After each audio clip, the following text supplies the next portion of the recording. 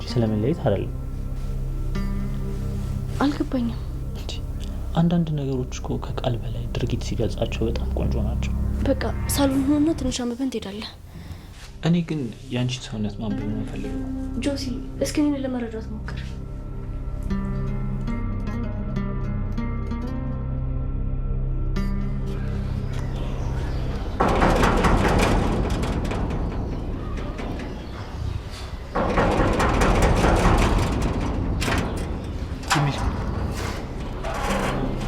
እንዴ ምን ነው ሰላም አትለኝም እንዴ? አይ ትንሿ መስለሽ ነው። አሃ እሷ ካልሆነች ሌላ ሰው ሰላም አትልም? እንደዛ ነው? እሷ ስለሆነች ስላልሆነች ሳይሆን አንቺ ስለሆንሽ ነው ሰላም ማለልሽ። አልገባኝም። ቢገባሽማ ገና ስታይ ነበር ብን ብለሽ የምትጠፊው። አሁን ትንሿ አለች ወይስ የለችም? ኧረ አለች፣ ቤት ናት። በቃ ጥሪልኝ፣ እሷን ነው የፈለኩት። ለነገሩ ተይው ራሴ እጠራታለሁ። እዚህ ይሁን፣ እኔ ጠርቼ ልመጣለሁ። አንተ መግባት አትችልም። ለምን አባሽ ነው ማልገባው? አንቺስ ማን ስለሆንሽ ነው የምትከለኪኝ? ቤት ሰው ሲገባ እንደምትቆጣ አልነገረችም? በተለይ ደግሞ ወንድ። አንቺ ልጅ ዞር በይልኝ። ምን ነው ጥፌ ናፈቀሽ እንዴ? መቼም ብዙ ጊዜ ከመጠፍጠፍሽ የተነሳ ሱስ ሳይሆንብሽ አይቀርም። ሴት ልጅ መምታት ኋላ ቀርነት እንጂ ጀግንነት አይደለም። እሺ ደህና ነገር እንደሰራ ሰው ደግሞ አፍ ሞልተህ ታወራለህ። አሁን ዞር ትያለሽ ወይስ ምን ልታስፈራራኝ የሞከርክ ነው? ተግባርም ላይ ጎበዝ ነኝሽ።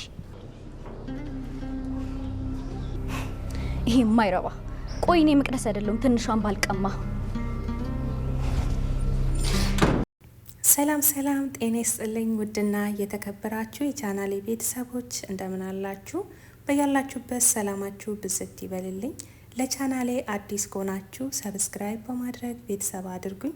እንዲሁም ላይክ እና ሼር በማድረግ ሀሳብ አስተያየት ካላችሁ ኮሜንት ላይ አስቀምጡልኝ። የዛሬው ቪዲዮ ጽናት ክፍል 207 ነው። እንግዲህ በዛሬው ቪዲዮ ምን ተፈጠረ የሚለውን አብረን የምናይ ይሆናል ማለት ነው። እስከ መጨረሻው ወዴትም ሳትሄዱ ተከታተሉኝ። ትንሿ እንግዲህ ለትምህርት ቤት ተዘጋጅታ ትምህርት ቤት ለመሄድ በተነሳችበት ጊዜ ጽናት እንግዲህ ፎቶሹት እንድታነሳት አስቸግራት ነበረ። እንግዲህ ትንሿ ጽናትን ፎቶ እያነሳች ትምህርት ረፈደባት። ከዛ በኋላም ኒና መታ ትምህርት ቤት አረፈደብሽም ብላ ስጠይቃት በጣም ረፍዶብኛል፣ ግን ደግሞ ጽናት ፎቶ እንዳነሳ ስለጠየቀችኝ ምንም ማድረግ አልችልም ስትል መለሰችላት። ትንሿ ወደ ትምህርት ቤት ስትሄድ እንግዲህ የትምህርት ቤት ሰዓት ስላለፈባት ረፍዶባት ትምህርት ቤት ሳገባ እንግዲህ ከውጭው ተመልሳለች። ስትመለስ ግን ከመጀመሪያው ጀምሮ አንድ ሰው ሲከታተላት ነበረ። ይህ ሰው እንግዲህ ትምህርት ቤት ውስጥ የምታውቀው ሰው ነው። ታዲያ ለምን እስከ ቤት ድረስ እንደተከታተላትም አታውቅም። እሷ ገና ወደ ቤት ስትገባ ጽናት ደግሞ ወደ ኪራ ለመሄድ ወጥታ ነበረ። እንግዲህ ልጁም ከመንገድ ዳር ቆሞ ጽናት ከቤት እንደወጣች አይቶ ትንሿ ብቻ ቤት ውስጥ እንዳለች እርግጠኛ ስለሆነ ቤቱን አንኳኩቶ በግድ ወደ ውስጥ ገብቶ ነበረ። ወደ ውስጥ ከገባ በኋላ እንግዲህ እሱ ወደ ሌላ ታሪክ እያመራ ነበረ። ትንሿ ግን በጣም ግራ ተጋብታ ለማን ልደውል ማንን ልጥራ እያለችም ግራ ስትጋባ ነበረ። በዚህ መሀል ታዲያ ለኤዛና ደውላ ነበረ። እሱም ወደ ስራ ቦታ እንደሄደና ስራ እንደገባ መለሰላት። ታዲያ እሷም በጣም ተደናግጣ ነበረ። ምንድነው ችግር አለ እንዴ ብሎ ሲጠይቃት አያይ ችግር የለውም በቃ አንተም ስራህን ስራ ብላ ስልክ ዘጋችበት። እንግዲህ ኤዛናም አላስቻለውም ነበረ። ስራውን አቋርጦ እየሮጠ ወደ እነ ኪራ ቤት መጥቶ ነበረ። ኪራ ቤት መጥቶ ወደ ውስጥ ሲገባ እንግዲህ ገና ከበሩ ጀምሮ ተናዶ ነበር የገባውና እንግዲህ መቅደስም እዛው ቤት ውስጥ ስለነበረች ኢዛናና መቅደስ ደግሞ በምንም ታምር ስለማይግባቡ እንግዲህ ገፍትሯት ወደ ውስጥ ሲገባ ትንሿና አዲሱ ልጅ እንግዲህ አንድ ላይ መኝታ ቤቷ ውስጥ ተገኙ ማለት ነው። በዚህ ነገር ኢዛና በጣም ተናዶ ትንሿንም ገፍትሯት ከቤት ወጣ። በሌላ በኩል እንግዲህ ለረጅም ጊዜ ምሩ ሳትናገር ቆይታ ነበረ። ዛሬ በሚያስገርም ሁኔታ መናገር ችላለች። እንግዲህ ምሩ እስከ ዛሬ ድረስ ከታመመች ጊዜ ጀምሮ በአጋዥነት ወደ እሷ ቤት የመጣችው ሀዊ እንግዲህ በተለያየ መንገድ ስታስፈራራት ነበረ።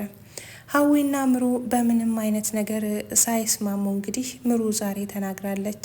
ምሩ እንደተናገረች ናሆምም አላወቀም። ናሆም እንግዲህ ከሄደበት ሲመለስ ምሩ ስራ ለመስራት ጎንበስ ቀና ስትል ያገኛታል።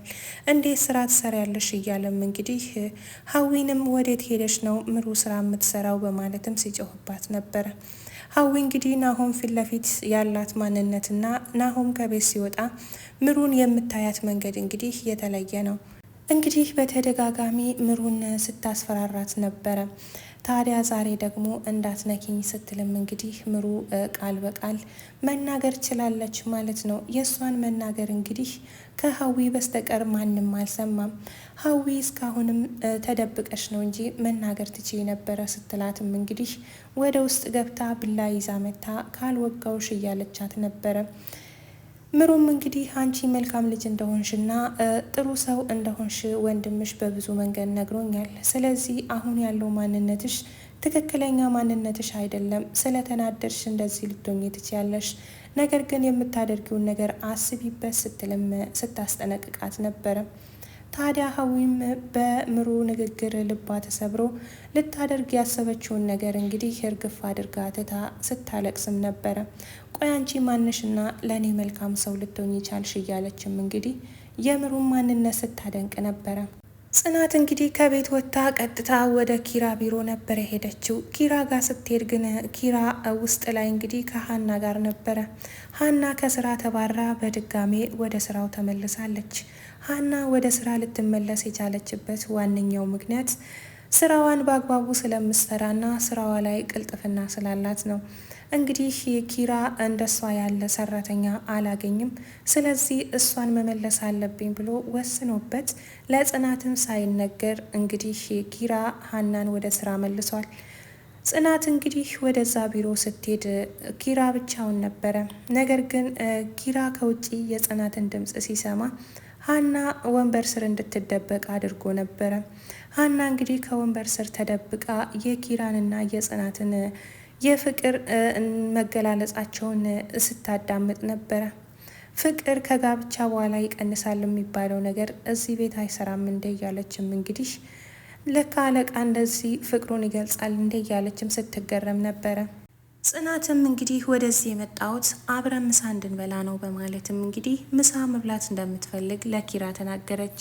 እስከዛውን ግን ስራ ላግዝ ብላ ሀና ወደ ተደበቀችበት ወንበር ለመቀመጥ ስትሄድ ኪራ እንግዲህ እዛ ላይ መቀመጥ አይቻልም፣ እንግዳ ስለሚመጣብኝ እኔ እዚህ ተቀምጬ መጠበቅ አለብኝ፣ አንቺ ባለሽበት ተቀመጪ አላት። እንግዲህ የጽናትም ለምን እንደዛ እንደተደናገጠ ግራ ገብቷት አይን አይኑን ስትመለከት ነበረ። በዚህ መሀል ኪራ እንግዲህ ተቀምጦ ጽናትን ሲያወራት ድንገት ሀና እጇ ላይ ቆሞ ነበር። አለቃ እጄ ላይ ቆምክ እያለችም እንግዲህ ከተደበቀችበት ድምጿን አሰማች። ጽናት በድጋሜ ሀናን ስላየቻት በጣም ተናዳባት ነበረ።